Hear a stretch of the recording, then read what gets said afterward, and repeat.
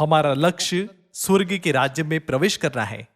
सत्य जो हमारे पास है वह कभी मिट न जाएगा, क्योंकि वह परमेश्वर से उत्पन्न हुआ है। आइए मत्ती की पुस्तक अध्याय 13 आयत 24 में इस विषय के बारे में देखें। यीशु ने उन्हें एक और दृष्टांत दिया।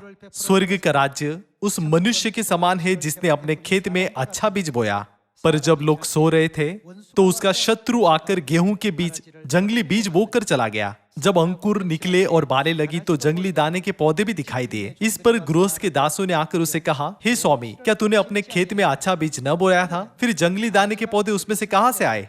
उसने उनसे कहा, यह किसी शत्रु का काम है। दासों ने उससे कहा, क्या तेरी इच्छा है कि हम जाकर उनको बटोर ले? उसने कहा, नहीं, ऐसा न हो कि जंगली दाने के पौधे बटोरते हुए तुम उनके साथ गेहूं भी उखाड़ लो। कटनी तक दोनों को एक साथ बढ़ने दो, और कटनी के समय मैं काटने वालों से कहूंगा कि पहले जंगली दाने के पौधे बटोरकर जलाने के लिए उनके गट्ठे बांध लो और गेहूं को मेरे खत्ते में इकट्ठा करो। चूंकि जंगली बीज बहुत उपजाऊ होते हैं, इसीलिए एक बार जब जंगली बीज बोए जाते हैं तो खेत पूरी तरह से जंगली बीज के खेत में बदल जाता है। यही कारण है कि आज सारा संसार जंगली बीज से भर गया है। लेकिन चाहे जंगली बीज कितने ही अधिक क्यों न हो, ऐसा कोई किसान नहीं है जो उसकी कटाई करे और उसे अपने खेत में इकट्ठा करे। भले ही झूठे धर्म पूरे संसार भर में बड़े पैमाने पर फैले हुए हैं, लेकिन जो परमेश्वर चाहते हैं वह कभी जंगली बीज नहीं हो सकता। आयत 36, उसने उनको उत्तर दिया, जिस शत्रु ने उनको बोया वह शैतान है।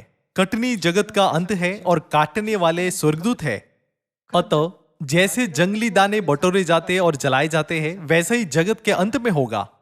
मनुष्य का पुत्र अपने स्वर्गदूतों को भेजेगा और वे उसके राज्य में से सब ठोकर के कारणों को और कुकर्म करने वालों को इकट्ठा करेंगे और उन्हें आग के कुंड में डालेंगे, जहां रोना और दांत पिसना होगा। तब कुकर्म कब शुरू हुआ? रविवार की आराधना जो बुत परस्त धर्म सूर्य देवता की उपासना से आई 321 ईसा में लागू किया गया। फस 325 ईसा में रद्द किया गया। 354 ईसा में ईसाइयों के पर्व के भेष में क्रिसमस को मनाना शुरू किया गया। इसके अतिरिक्त चर्च की मीनारों पर क्रूस को लगाना शुरू किया गया। क्या इस तरह से सब कुछ नहीं हुआ?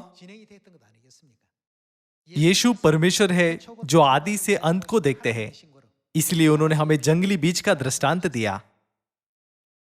मनुष्य का पुत्र अर्थात यीशु मसीह आए और नई वाचा के सत्य, जैसे नई वाचा का फस, नई वाचा का सबत, नई वाचा की ओढ़नी की विधि को बोया।